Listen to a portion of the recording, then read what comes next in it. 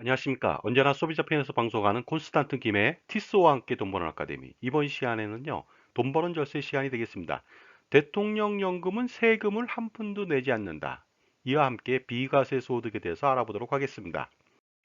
우리가 한 해 동안 벌어들이는 소득 중에서요, 과세하지 않는 소득을 바로 비과세 소득이라고 하는데요. 이런 비과세 소득의 근거는 소득세법 제12조에 나와 있습니다. 그렇다면요, 어떤 소득이 비과세인지 알아보도록 하겠습니다. 첫 번째는요, 공익신탁으로부터 받은 이익은 비과세가 되겠습니다. 그 다음에 논밭을 경작한다. 그래서 거기서 작물 생산을 통해서 돈을 번다. 이랬을 때도 마찬가지로 비과세 소득이 됩니다. 그리고 비과세 소득은요, 농어가에서 부업으로 소득을 일으켰을 때도 마찬가지가 되겠습니다. 농어민이 부업으로 경영하는 축산이라든가 아니면 고공품 제조, 고공품이라고 하는 것은 뭐 집신 같은 경우 죽세공이나 아니면 나무 줄기 등으로 만든 무슨 뭐 광줄이나 뭐 이런 것들이겠죠.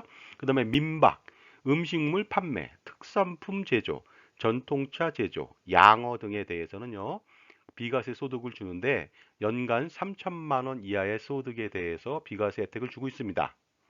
그리고요, 보신 바와 같이 축산과 관련돼서는요, 젖소는 50마리, 소는 50마리, 돼지는 700, 사냥 300, 면양 300마리 이내, 그 다음에 토끼 5천마리, 닭 15,000마리, 오리도 마찬가지가 되겠죠. 양봉은 뭐 100군이 되겠습니다. 참조하시기 바랍니다. 자, 그 다음에는요, 전통주 제조에서 발생하는 소득이다. 이랬을 때도 비과세인데요. 연간 1200만 원 이하 소득에 대해서만 그렇습니다.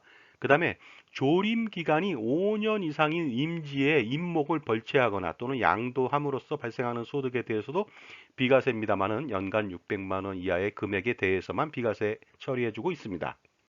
자, 그 밖에 비과세수도 계속해서 알아보도록 하겠습니다. 작물 재배업, 작물 및 종자 재배죠. 작물 재배업에서 발생하는 소득에 대해서는요, 수익 금액 10억 원 이하까지는 비과세 혜택을 주고 있습니다. 그 다음에 어업에서 발생하는 소득도 5천만 원 이하로 어업에서 이익이 났다. 그랬을 때는 과세하지 않습니다. 자, 그리고요, 직업 군인이 아닌 복무 중인 병이 받는 급여도 마찬가지로 비과세 소득을 주고 있습니다. 자, 병역 의무의 수행을 위하여 징집 또는 소집되거나 지원하여 복무 중인 사람으로서 병장 이하의 현역병입니다. 그 다음에 하사는 직업 하사가 아니고요, 지원하지 아니하고 임명된 하사라든가 의무 경찰이 받는 봉급은 비과세 소득이 되겠습니다. 그 다음에 법률에 따라 동원된 사람, 그 사람이 받는 급여 또한 마찬가지로 비과세 소득을 주고 있습니다. 자, 그 밖에요. 산재법에 의해서 받는 급여도 비과세 해주고 있죠. 요양급여, 휴업급여, 장애급여, 간병급여, 유족급여, 유족특별급여, 장애특별급여 및 장의비가 그렇고요. 그 다음에 만약에 근로자나 그 유족이 받는 배상이나 보상 같은 위자의 성질이 있는 급여도 비과세 혜택을 주고 있습니다. 그 다음에 근로기준법 선언법에 따라서 그 유족이 받는 요양보상금, 휴업보상금, 상병보상금 등도 마찬가지가 되겠고요. 행방불명 보상금이라든가 소지품 유실보상금도 마찬가지가 되겠습니다. 자, 그리고 또 알아보도록 하겠습니다. 고용보험법에 따라서 실업급여, 육아휴직급여, 육아기 근로시간 단축급여 및 출산 전후 휴가급여 등도 비과세 혜택해주고 있고요. 제대군인 지원을 위한 전직지원금도 마찬가지가 되겠습니다. 그 다음에 국가공무원법 등에 따라서 육아휴직 수당도 마찬가지로 비과세 혜택을 주고 있습니다. 그 다음에 국민연금법에 따라서 받는 반환일시금 및 사망일시금도 마찬가지로 비과세 혜택을 주는데요. 반환일시금은 사망으로 인해서 받는 것만 해당되고요. 그렇지 않는 경우에는 퇴직소득세를 부과합니다. 그리고요, 공무원연금법이라든가 군인연금법, 그 다음에 그 사학연금법, 별정우체국법에 따라서 받는 급여들도 있죠. 요양비라든가 요양급여, 장애일시금, 이런 것들 전부 다 어떻습니까? 비과세 혜택을 볼 수가 있습니다. 그 다음에 대통령령으로 정하는 학자금도 비과세 소득이 되겠습니다. 그리고요, 실비 변상적 성질의 급여도 마찬가지로 비과세 혜택을 주는데요. 선언법에 의하여 받는 식료, 일찍료, 숙직료 또는 여비 등도 마찬가지로 비과세 혜택 주고 있고요. 그 다음에 차량 지원비 있지 않습니까? 월 20만 원 이내에서 마찬가지로 비과세 혜택을 주고 있고요. 그 다음에 제복을 착용해야 되는 사람들이 받는 제복, 제모, 제화 등도 마찬가지로 비과세 혜택을 주고 있습니다. 자, 그리고요, 병원 등에서 일하는 사람들이 작업할 때 입는 작업복이나 피복도 마찬가지로 비과세 혜택 주고 있고요.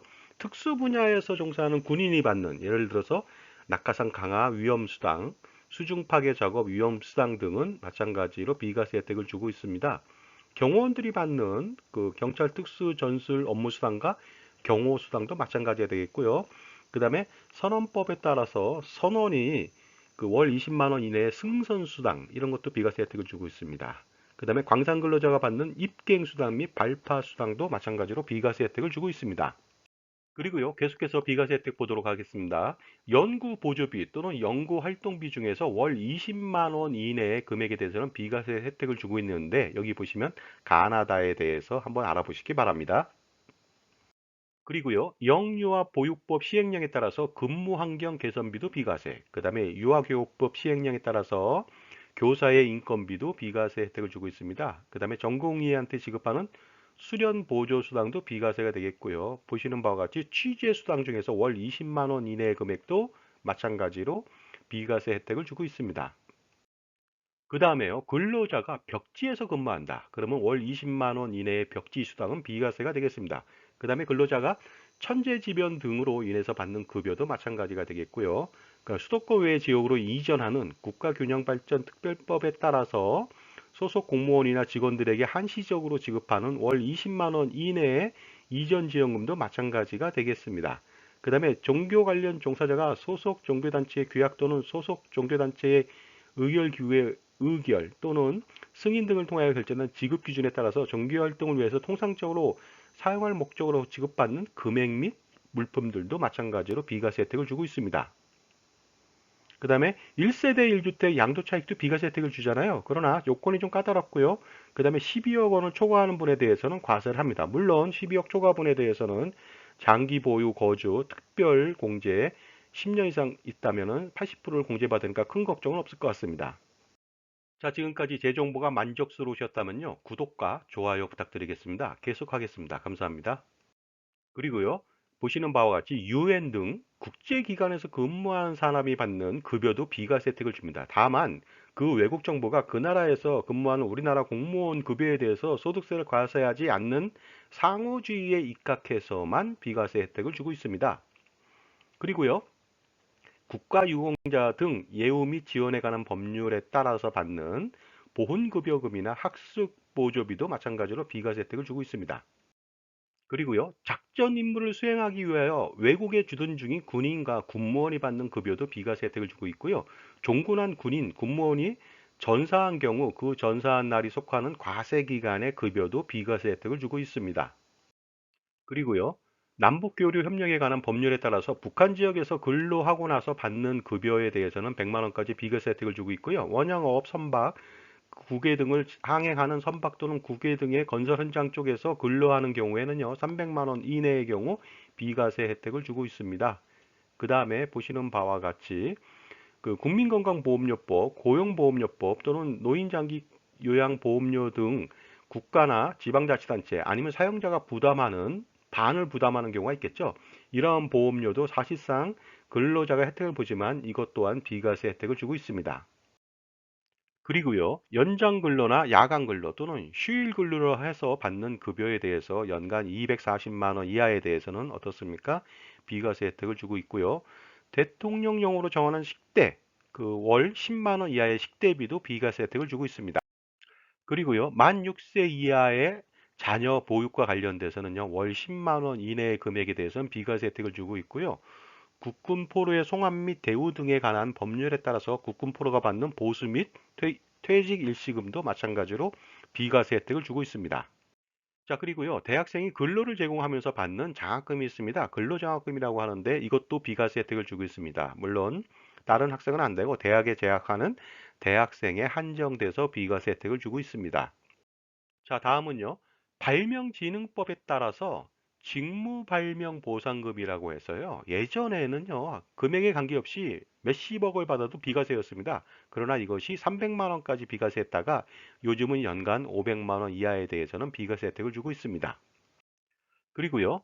그 복리후생적 성질의 급여도 비과세 혜택을 주고 있습니다.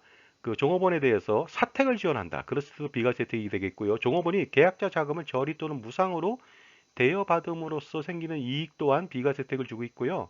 그 다음에 법인이 종업원의 사망 및 상해 질병을 보험금 지급 사유로 하는 그 종업원을 피보험자하고 수익자로 지정하고 계약자는 법인이 돼서 만기 그 보험금이 순수보장성 보험입니다. 납입보험료를 초과하지 않는 보험에 대해서는요. 1인당 연간 70만 원까지 복리후생비 쪽으로 지원해주고 비과세 혜택을 주고 있습니다. 그 다음에 임직원 관련돼서요. 손해배상 청구를 위해서 지급하는 뭐 보험료 있지 않습니까? 이 보험료도 마찬가지로 비과세 혜택을 주고 있습니다.